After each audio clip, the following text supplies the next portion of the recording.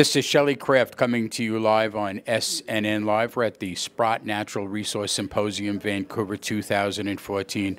I have with me Mr. Frank Holmes, U.S. Global Investors, Inc. It's a publicly traded company on NASDAQ, and the symbol is GROW, short for growth. Frank, welcome to SNN Live. It's great to be here. Go grow.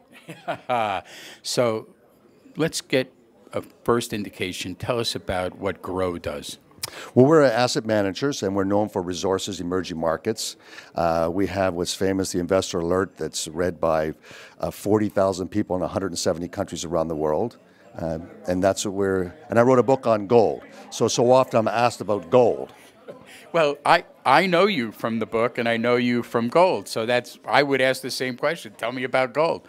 But can we focus on gold for a minute? Sure. Okay, so let's get right into it. What's going on with gold right now, and where should it be in one's portfolio, if you don't mind me asking that? Well, there's two big questions, and the simple one is the 10% rule. We believe that all investors should have a 10% allocation towards gold, 5% bullion or gold jewelry, and 5% gold stocks, and rebalance each year. So last year, stocks were down, gold was down, stock market was up. You would have profited by taking profits off the stock market and then buying more gold at a discount. And year-to-date, gold stocks and bullion have had a spectacular run. So this 10% rule just helps you to have a discipline, not to go out to try to get rich in gold overnight, but have a balanced portfolio. Now, what's also taking place, what drives gold, is that most investors in North America are consumed with fear. And it's called we like to call it the fear trade. And fear trade is only half of the drive that took gold to $1,900. The other half is the love trade. And the love trade has to do with rising GDP in poorer areas of the world, and we've seen a dramatic increase in growth in India, China, Vietnam, all of Southeast Asia. And as GDP per capita rises in these countries, they just buy more gold for love. You're a lover. You know, you have to be a lover. And there's a magic to that, too. So you want to buy some gold jewelry for the one you love before you buy a gold stock. Because if the gold stock goes down, then you're not going to get in trouble. So the other thing is there any particular time of year that you should be going into the gold market? Well, the fear trade has to do with what's really important for investors to recognize in the fear trade is negative real interest rates. So last year, actually for the past couple of years, we had -2% you're losing on government bonds, and then it went to plus 50 basis points by December. Well, gold fell. Now, since December, negative interest rates have been creeping higher, and gold has been rising. So that's a real key component of this fear trade. And I think you're going to have to live with more and more of this sort of low interest rates, negative real interest rates, because the government has to try to do everything to maintain economic activity. Sophisticated investors take your information, they calculate it against their existing portfolios, and it helps them make decisions. There are a lot of investors out there that aren't very sophisticated. How do you come down to that level? I'm not putting anybody down for that, but how do you simplify the equation so that investors go, oh, I get it? 10% rule.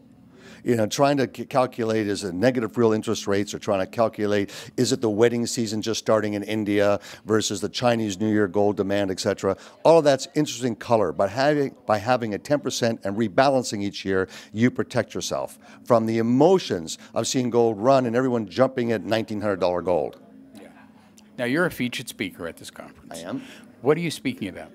Well, I'll be speaking about my global travels around the world, just coming back from India, where you have 600 million people under the age of 25. That's 2 Americas.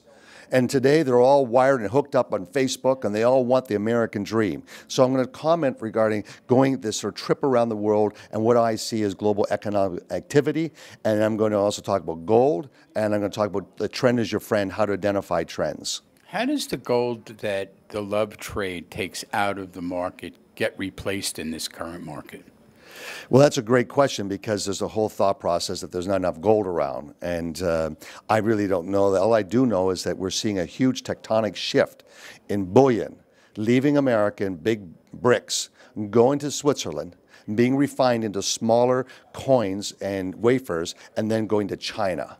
So we've seen this now for the past 3 years, and it was well, the greatest was last year in this shift of gold. So isn't that a boom for the exploration companies?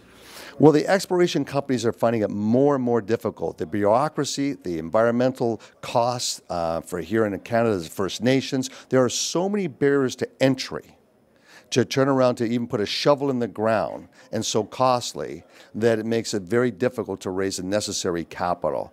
So unless you already have a proven project, then it's very difficult to move forward for it. There's no, like we would have 20 years ago, grassroots exploration. That's only done by very wealthy, selected people. So a deposit's still a deposit, but getting the money to begin is very tough, in your opinion. Yeah, because the life cycle, what used to take you, like having a baby 9 months, can you imagine if your wife says she had to wait 9 years? Right? Basically, that's what's happening in the resource sector. What took everyone knew, 9 used to be 5 years, is all of a sudden now 15 years. So it just, what's the cost of capital? What are all the risks and delays? So people say, I'm not going to take that risk in for 15 years. But I still think, in my opinion, that these producers are using all of their deposits up, and it's either going to be replaced by doing a merger or an acquisition, or the exploration costs could be ginormous, as they say.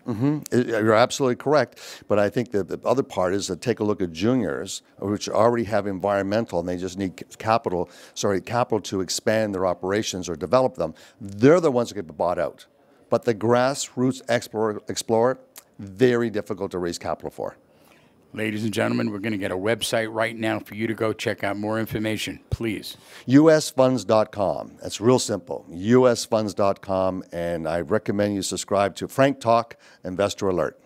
Ladies and gentlemen, Mr. Frank Holmes, U.S. Global Investors, Inc. It's a publicly traded company on NASDAQ, and the symbol is GROW. I'm Shelley Kraft. We're on SNN Live, and we are at the Sprott Natural Resource Symposium here in Vancouver, 2014. Frank, thank you so much. Pleasure.